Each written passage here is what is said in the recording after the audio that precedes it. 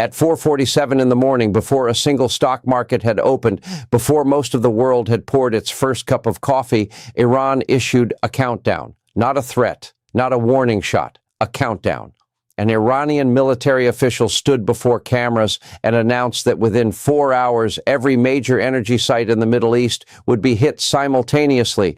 Oil refineries, gas facilities, LNG plants, storage terminals, export ports, power plants, water infrastructure, all of it at once.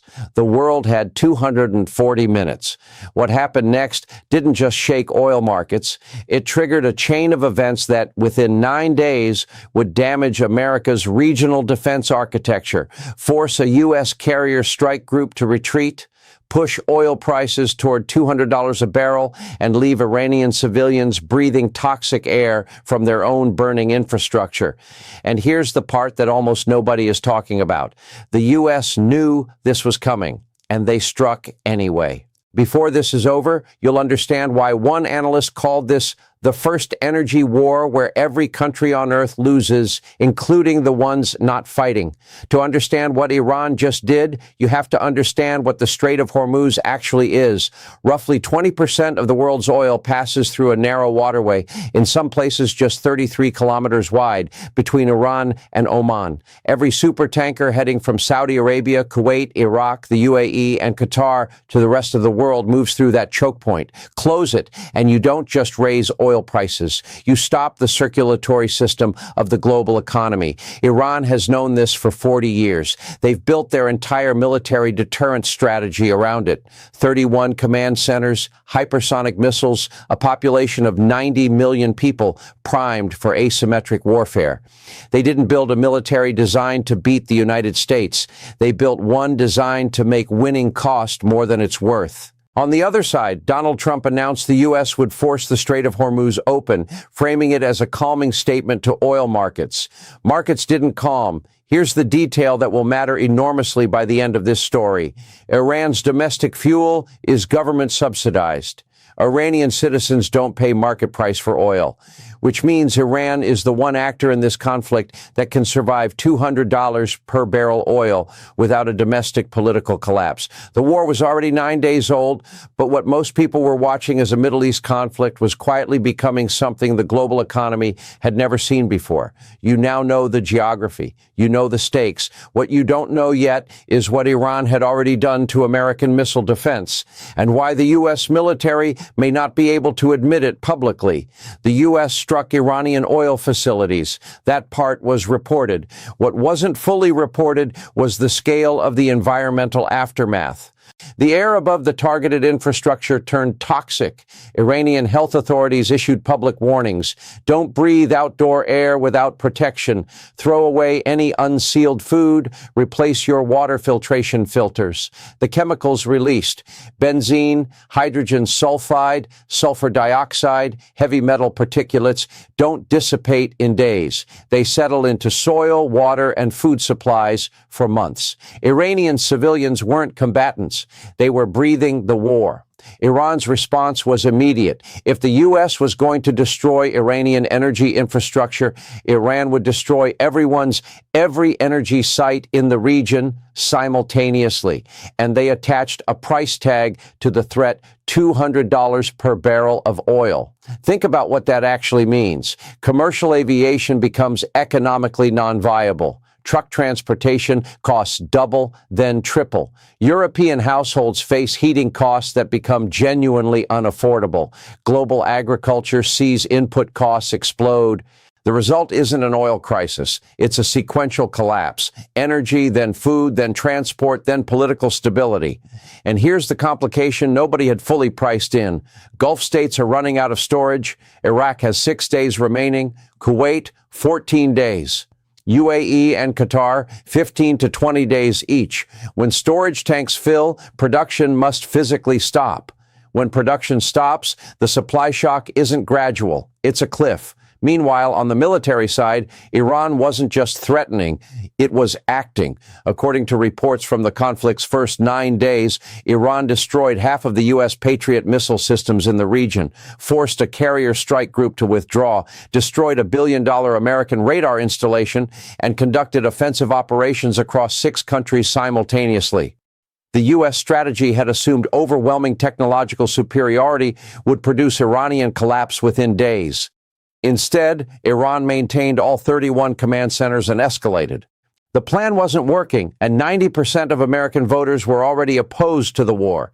Everything you just heard, the storage clocks ticking down, the toxic air, the retreating carrier group, none of it is the most dangerous development. That comes from Moscow, and it changes the entire shape of this war. Sergei Lavrov sat down with Gulf state ambassadors in Moscow. The Gulf states came with a request: pressure Iran to stop attacking them. Lavrov's response reframed the entire war. Why, he asked, are you not asking us to condemn the United States and Israel, who started this? Then he raised the figure circulating in Russian diplomatic channels: over 200 Iranian schoolgirls reportedly killed in strikes. He said it plainly. No theatrical pause, just the number, delivered like a case file. Russia, Lavrov confirmed, would not pressure Iran to stop defending itself. And as a permanent UN Security Council member, Russia would block any resolution that tried to force it to. This is the twist that recontextualizes everything.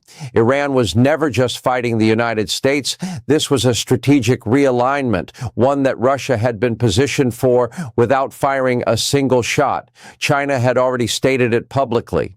The root cause of Middle East instability is American involvement. Russia didn't need to say it. They were demonstrating it. While the U.S. was spending political capital, military hardware, and credibility in a war its own population opposed, Russia was in Moscow meeting with the Gulf states America was supposedly protecting, pointing at the wreckage and asking, is this what your alliance with Washington actually looks like? Europe, watching its Gulf LNG supplies evaporate, suddenly needed Russian energy again. The UK's gas reserves were declining. Germany's industrial base was buckling. The continent that had spent 3 years trying to decouple from Russian energy was watching its replacement supply go up in flames, literally. And the U.S., reportedly considering sending Delta Force commandos into Iran to seize 400 kilograms of uranium and destroy remaining oil facilities, was now weighing a ground operation inside a country of 90 million that had spent 4 decades preparing for exactly this scenario. Russia didn't win anything. Russia didn't have to. They simply waited while the United States built the conditions for their return. That's the strategic picture.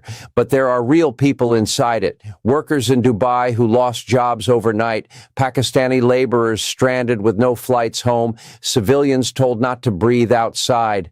Oman broke its silence and publicly condemned the actions of both the U.S. and Israel, calling the strikes illegal and describing them as the worst aggression in the region's modern history.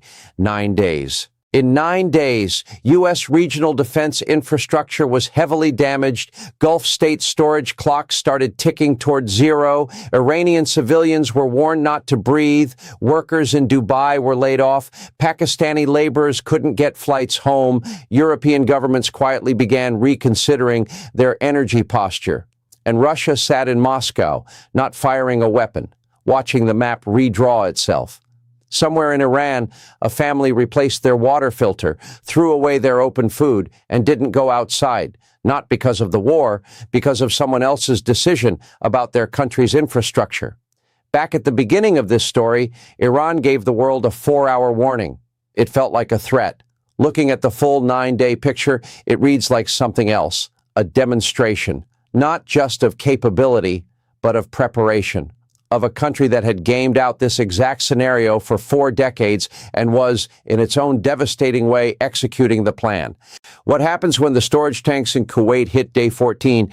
That part isn't resolved yet, and that silence right now is louder than the explosions. If you've made it this far, you already understand this isn't a story about missiles and oil fields. It's a story about what happens when a conflict's economic logic is more dangerous than its military one. Here's the question worth sitting with. If $200 oil is the threshold that breaks the global economy, and Iran is the one actor that can survive it domestically, what does that actually mean for how this ends? Drop your answer in the comments. Not Team A versus Team B, but what's the exit ramp? If this kind of analysis is what you want more of, subscribe. And the next video is already in production. One line, there's a country in this conflict that hasn't appeared in a single Western headline yet, and it may hold the only viable off-ramp.